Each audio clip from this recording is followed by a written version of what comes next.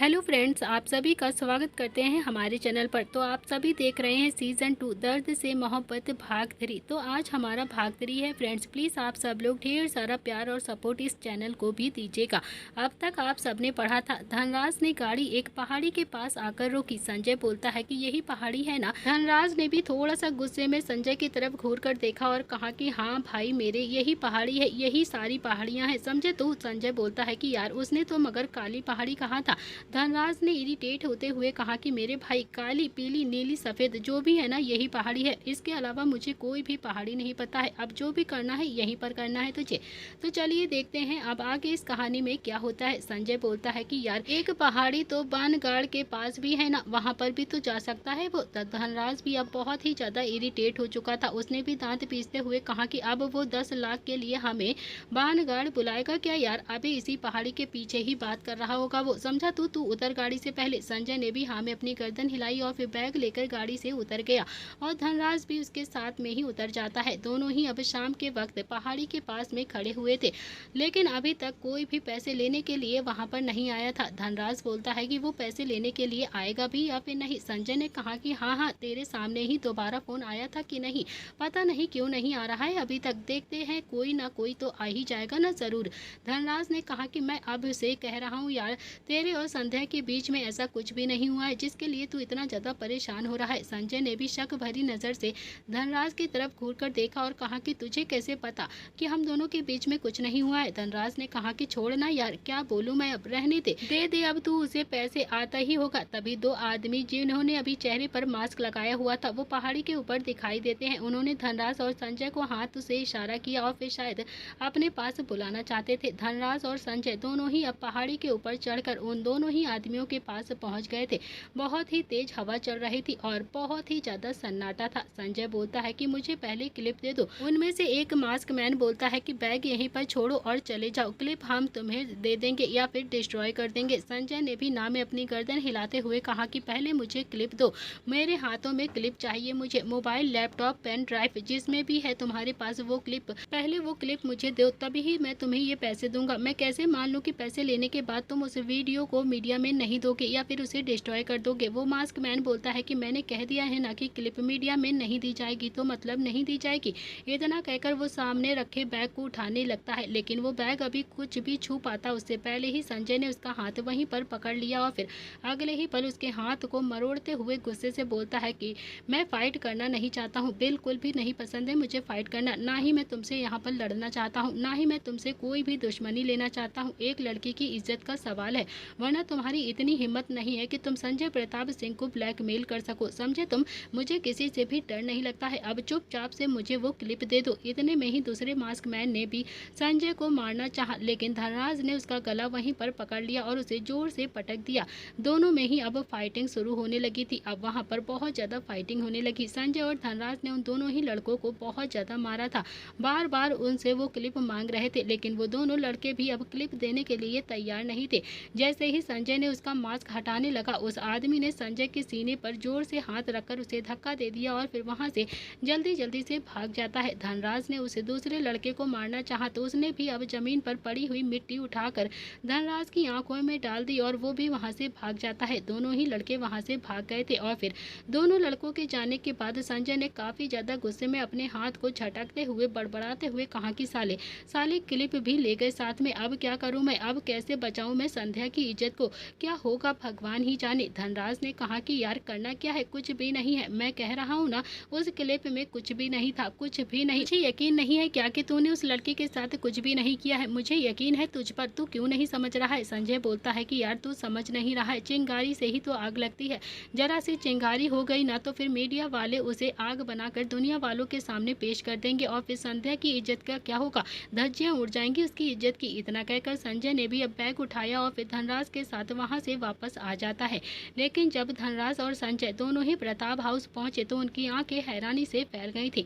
Pratap house के hall में लगी हुई बड़ी सी स्क्रीन पर संध्या और संजय की वीडियो चल रही थी और दोनों ही मजे में डांस कर रहे थे। दोनों ही एक साथ बहुत ज्यादा खुश लग रहे थे और दोनों ही एकदम से पागलों की तरह डांस कर रहे थे। संजय का चेहरा तो एकदम से शर्म आ गया था और शायद उसे गुस्सा भी आ गया था, गुस्से से पूरी तरह से लाल हो गया था। उसने धनराज की तरफ देखा और बोला कि ये क्या हो रहा है। संजय तो आंखें फाड़े बस स्क्रीन की तरफ ही देखे जा रहा था।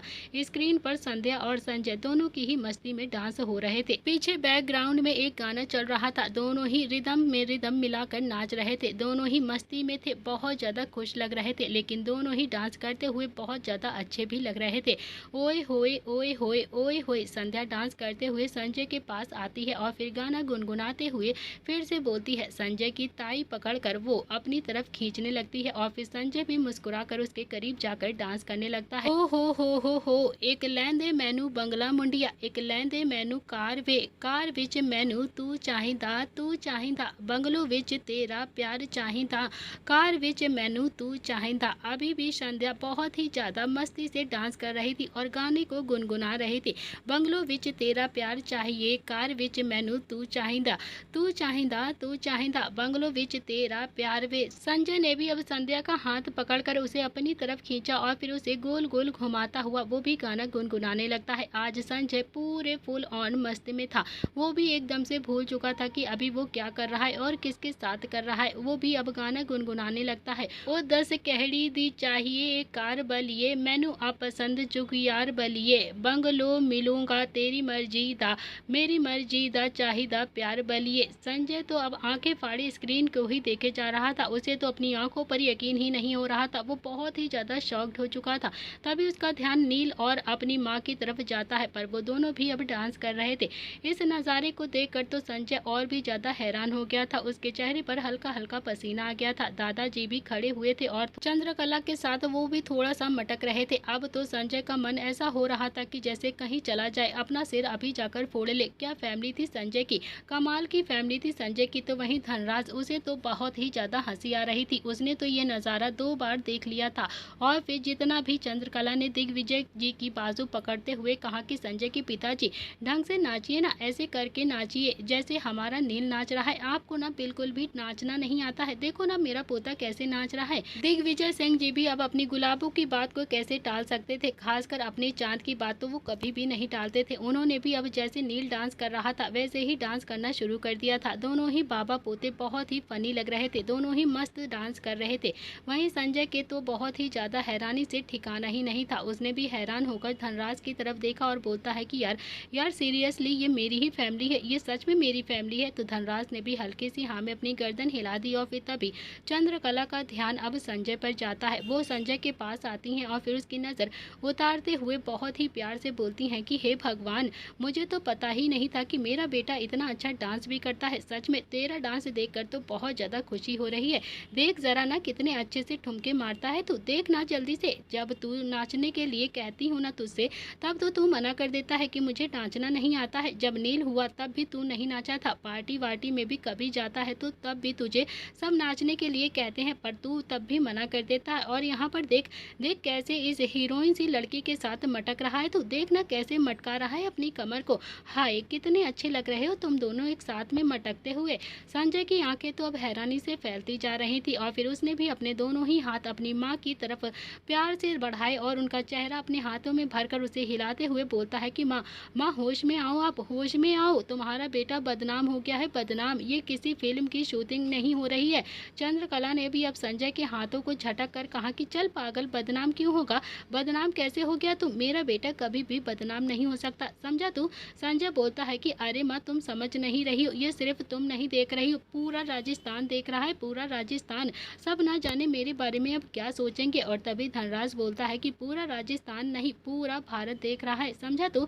संजय ने भी घूर के अब धनराज की तरफ देखा और फिर अपनी माँ की तरफ देखकर बोलता है कि माँ पूरा राजस्थान नहीं बल्कि अब तो माँ पूरा भारत देख रहा है, पूरा भारत। ये सुनकर तो चंद्रकला अब और भी ज्यादा खुश हो गई थी। वो बोलती है कि सच में तुझे इस वक्त सारा हिंदुस्तान देख रहा है क्या। हाय मेरे दिल की मुराद पूरी हो गई। अरे वाह, ये तो कितनी खुशी की बात है।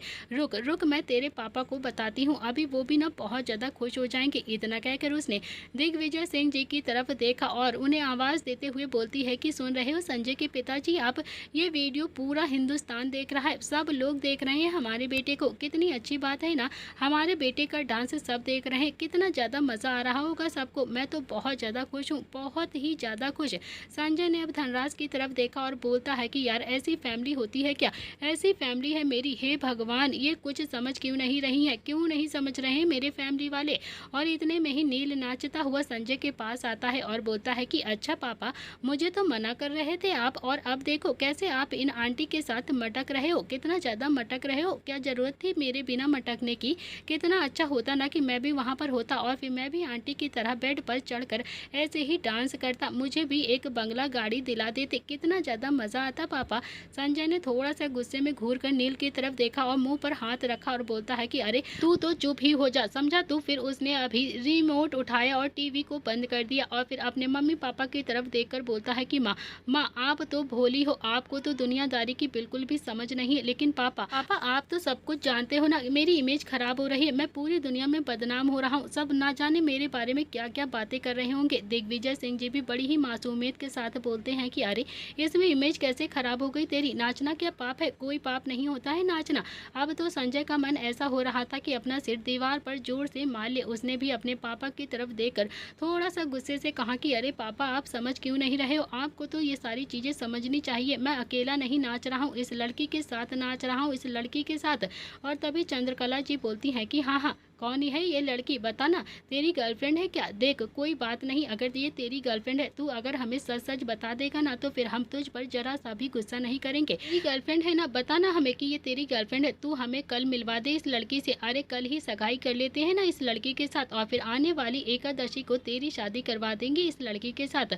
हाँ ये बिल्कुल सही रहेगा, बिल्कुल सही है। क्यों संजय के पिताजी, ठीक कह रही हूँ ना मैं?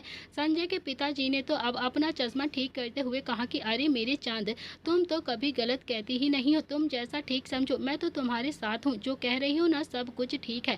भला मैं तुम्हारी बातों को टाल सकता हूँ? कभी कभी भी नहीं। तुम जैसा कहोगी, जैसा चाहोगी अब वैसा ही होगा और वैसे ही करेंगे हम।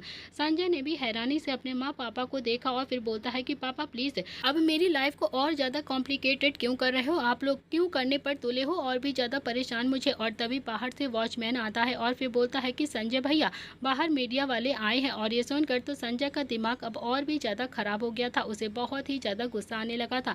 उसने भी अब हल्के से गुस्से में अपनी मम्मी पापा की तरफ देखते हुए कहा कि बस अब खुश मिल गया ना आप लोगों को सुकून, अब क्या कहूँ जाकर मीडिया वालों से कि ये लड़की कौन है, क्या बताऊंगा मैं इस लड़की के बारे में। चंद्रकला गुस्से में बोलती है कि अरे तेरी गर्लफ्रेंड है, बस और क्या कहेगा तू, अब प्यार किया तो डरना क्या, क्यों डर रहा है तू? मुझे तुमसे कोई शिकायत नहीं है बेटा, मैं तो बस वैसे भी तेरे पीछे पड़ी रहती हूँ ना, शादी करने के लिए, शादी कर ले शादी कर ले। और फिर अब तू ही तो कहता है शादी नहीं करना है मुझे, अब तू ही तो है जो नहीं शादी कर रहा था, अब सबको पता भी दे कि ये तेरी गर्लफ्रेंड है। संजय ने भी अब अपने बालों को पकड़कर नोचते हुए गुस्से से कहा कि धनराज इन्हें समझा ले, वरना मैं सच कहता हूँ घर छोड़कर आज के आज ही चला जाऊंगा। यार ये समझते क्यों नहीं है, ये लोग पागल कर देंगे मुझे। धनराज ने कहा कि प्लीज अंकल आंटी अब थोड़ा सा सीरियस हो जाइए, मजाक का वक्त बिल्कुल भी नहीं है, बाहर मीडिया आई है और उन्हें क्या कहेंगे ये सोचिए। और ये सब तो छोड़ो, संजय तो जाना माना बिजनेसमैन है ना, इसके ऊपर तो ज़्यादा बातें नहीं बनाई जाएंगी, लेकिन ये जो लड़की है ना बेचारी, ये बदनाम हो जाएगी, इसकी लाइफ सच में बहुत ज़्यादा खराब हो जाएगी। और तभी चंद्रकला जी बोलती हैं कि तभी तो कह रही हूँ मैं इससे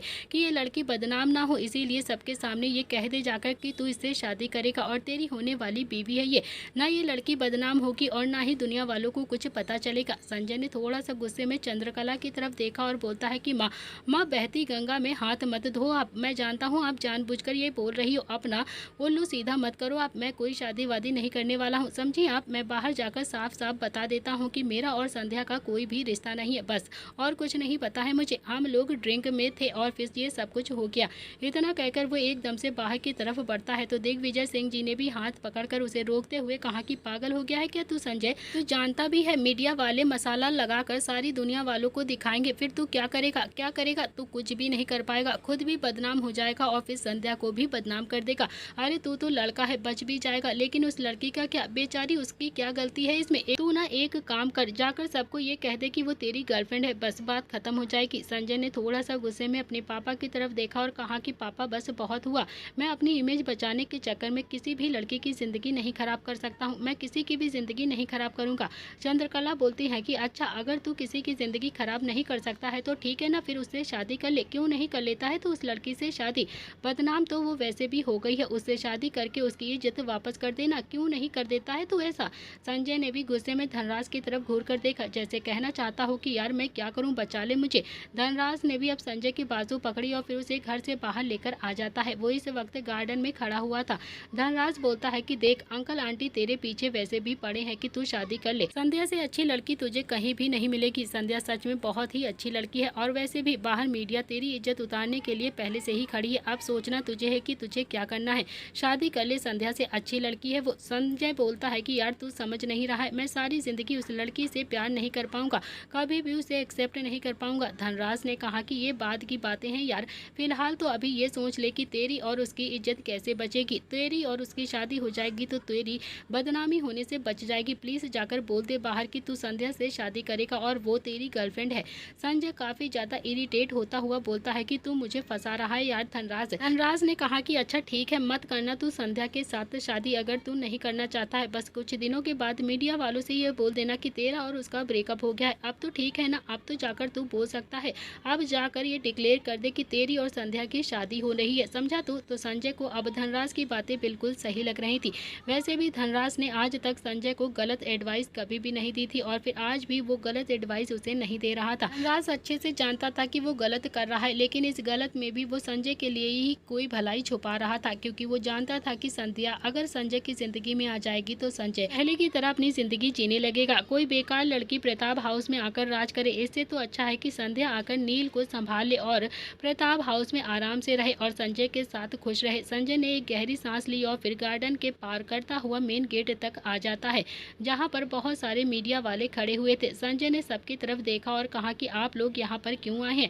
उनमें से एक मीडिया वाले ने कहा कि सर आपकी वीडियो वायरल हो गई है, कौन है वो लड़की, हमें ये बताइए, किस लड़की के साथ आप डांस कर रहे थे। संजय ने भी अब थोड़ा सा अपना पसीना साफ करते हुए कहा कि वो मेरी गर्लफ्रेंड है, शादी करने वाला हूँ बहुत ही जल्द मैं उसके साथ, कुछ तो प्राइवेसी रहने दीजिए ना हम लोगों के बीच में, आप लोग तो जरा सी बात का बतंगड़ बना देते हैं। उसमें से एक दूसरा मीडिया वाले ने कहा कि सर ये तो आप झूठ बोल रहे हैं ना, हमने सुना है कि आप शादी ही नहीं करना चाहते हैं, आपने अपने फैमिली को भी मना कर रखा है शादी के लिए। तो संजय ने भी अब अपने गुस्से को कंट्रोल किया और बोलता है कि हाँ नहीं करना चाहता था, लेकिन संध्या को देखकर लगता है कि वो ही मेरी सोलमेट है और मैं उससे सच में प्यार करने लगा हूँ। उससे मिलने के बाद मेरे विचार बदल गए हैं और अब मैं शादी करने के लिए तैयार हूँ।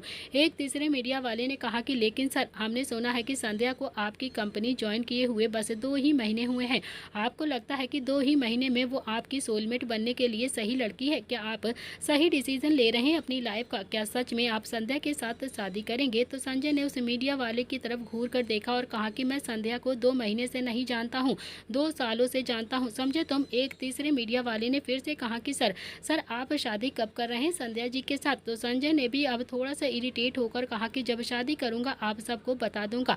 चौथे मीडिया वाले ने कहा कि सर मुझे नहीं लगता है कि संध्या आपके बेटे को संभाल पाएगी या फिर अपनाएगी, मुझे तो लगता है कि वो आपके लिए सही लड़की नहीं है। अब संजय को बहुत ही ज़्यादा गुस्सा आ गया था, क्योंकि वो संध्या के लिए ऐसे बुरे शब्द नहीं सुन सकता था। उसने उस मीडिया वालों को उंगली दिखाते हुए गुस्से से कहा कि तुम डिसाइड नहीं करोगे कि संध्या कैसी लड़की है और कैसी नहीं है, मेरे लिए अच्छी है या फिर बुरी है, समझे तुम। आई समझ में बात? वो मेरी सोलमेट है, समझे तुम, और मेरी होने वाली पत्नी है, जल्द ही हम दोनों शादी करने वाले हैं। बस अब किसी भी सवाल का जवाब देना मैं जरूरी नहीं समझता हूँ, आप प्लीज यहाँ से जा सकते हैं। इतना कहकर उसने अपने गार्ड्स की तरफ घूर कर देखा और फिर वो सारे गार्ड उन मीडिया वालों को बाहर की तरफ ले जाने लगते हैं, सबको बाहर निकालने लगते हैं। अब एक एक करके सभी मीडिया वाले वहाँ से जा रहे थे। तो वहीं दूसरी तरफ संध्या भी अपने घर में बैठी हुई टीवी को ही देख रही थी। जैसे जैसे संजय बोल रहा था वैसे वैसे संध्या की दिल की धड़कनें बढ़ रही थी। उसे नहीं पता था कि संजय ये सब कुछ प्रेशर में बोल रहा है या फिर अपने मन से बोल रहा है। उसने जल्दी से अपना फोन लिया और फिर धनराज को कॉल किया। इधर दूसरी तरफ से धनराज ने भी एक रिंग में ही फोन उठा लिया था। धनराज बोलता है कि सब कुछ ठीक है, संध्या जो हो रहा है ना उसे होने दो, बस जैसा हम चाह रहे हैं ना वैसा ही हो रहा है, तुम बस कुछ भी मत करना, बस अब तुम प्रताप खानदान की बहू बनने के लिए तैयार हो जाओ, अपनी कमर कस लो, समझी तुम। संध्या ने भी अब जल्दी से फोन कट कर दिया था, लेकिन उसकी आंखों में हल्का हल्का सा पानी आ चुका था, क्योंकि वो अच्छे से जानती थी कि वो गलत कर रही है संजय के साथ। उसने बहुत बड़ी गलती करी है संजय के साथ, उसके दिल से खेल रही थी, क्योंकि संजय उससे कभी भी शादी नहीं करना चाहता था, मगर फिर भी वो अब पीछे नहीं हट सकती थी। उसने भी अपने माँ को देखा जो कि अपना चश्मा साफ कर रही थी, और फिर उसने अपने पापा की तरफ देखा जो कि कुर्सी पर बैठे हुए खांस रहे थे, अपने छोटे भाई को जो पढ़ाई कर रहा था, और फिर अपने घर की सारी कंडीशन को देखा। उसने अपनी आंखें बंद कर ली और फिर उसकी आंखों में आंसू बह गए थे। उसे कहीं ना कहीं बहुत ज़्यादा बुरा भी लग रहा था और फिर अपने सारी कंडीशन देखकर उसे ये सही भी लग रहा था। फिर वो खुद से ही बोलती है कि कुछ भी कहो, कभी सोचा नहीं था मैंने कि ज़िंदगी में ये सब कुछ भी करना पड़ेगा, पर क्या करूँ, मजबूर हूँ मैं, करना ही पड़ रहा है मुझे। इतना कहकर वो किचन की तरफ चली जाती है। तो वहीं दूसरी तरफ मीडिया के जाने के बाद संजय वापस से आकर सोफे पर बड़बड़ाता हुआ बैठ जाता है और तभी चंद्रकला दिग्विजय जी की तरफ देखकर बोलती हैं कि तो बताइए संजय के पिताजी, कौन सा हॉल बुक करोगे आप शादी के लिए। ये सुनकर तो संजय ने झटके से अपनी आंखें खोली और फिर अपनी माँ की तरफ देखकर बोलता है कि पागल तो नहीं हो गई हो माँ आप, ये क्या अपने दिमाग में बैठा लिया है आपने, कैसे समझाऊं मैं आपको, मैं कोई शादी वादी नहीं करने वाला हूँ, मैं कुछ भी नहीं करूँगा।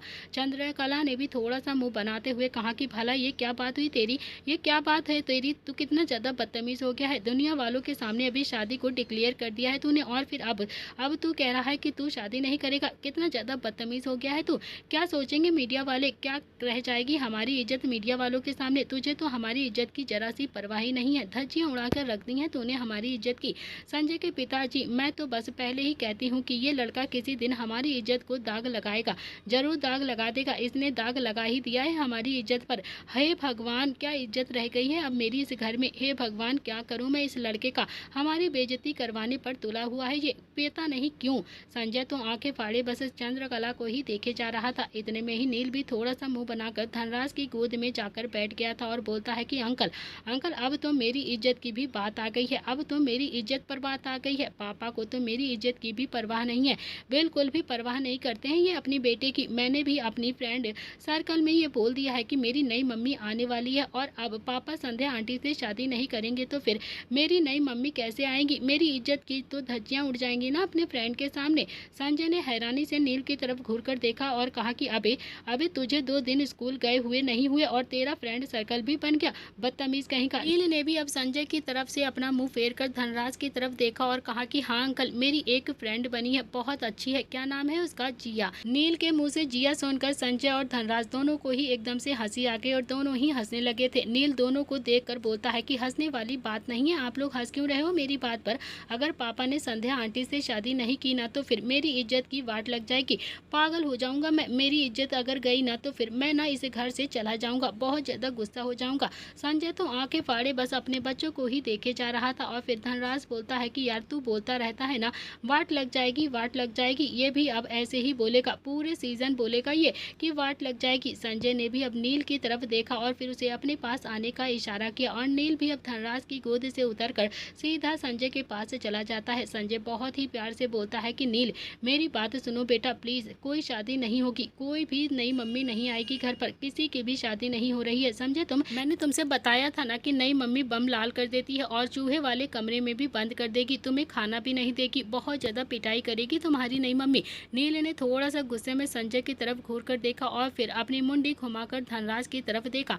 धनराज बोलता है कि झूठ बोल रहे हैं तेरे पापा, बिल्कुल झूठ बोल रहे हैं, तुझे ऐसा लगता है कि संध्या आंटी ऐसी करेंगी तेरे साथ, तेरे बम लाल करेंगी संध्या आंटी, बोल। तो नील ने भी ना में अपनी गर्दन हिलाई और फिर अगले ही पल उसकी आंखों से आंसू टपकने लगते हैं।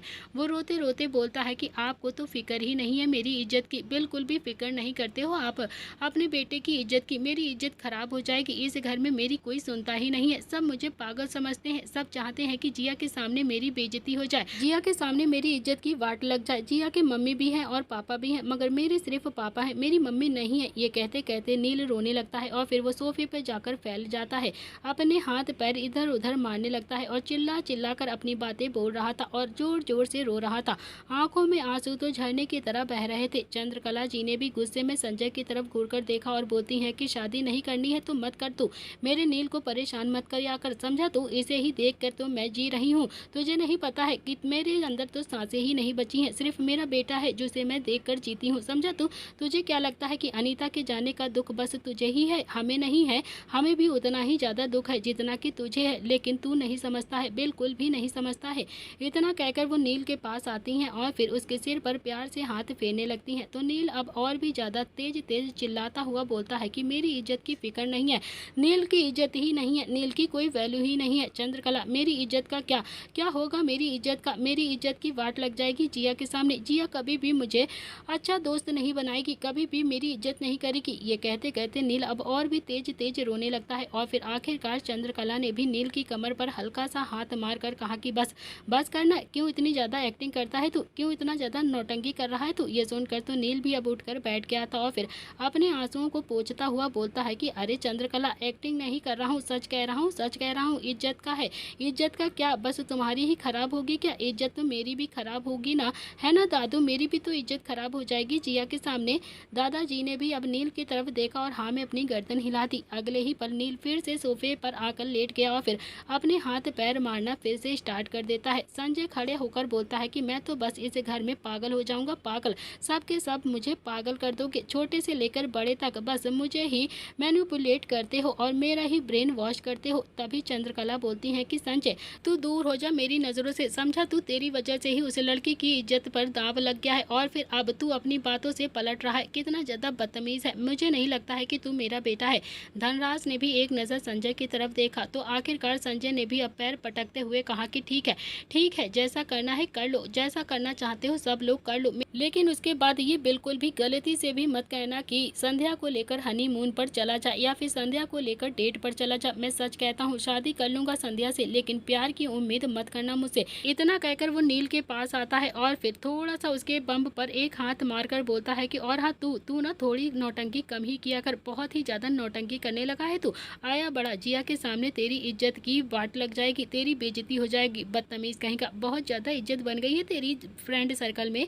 इतना कहकर संजय हल्के से गुस्से में अपने कमरे की तरफ आ जाता है। वहीं दूसरी तरफ संजय के जाते ही अब सब नाचने लगते हैं और जोर जोर से चिल्लाने लगते हैं। उनके चिल्लाने की आवाज़ संजय को भी अब कमरे तक सुनाई दे रही थी। संजय ने भी अपनी आंखें कसकर बंद कर ली और फिर उसके चेहरे पर भी अब हल्की हल्की सी मुस्कुराहट आ गई थी।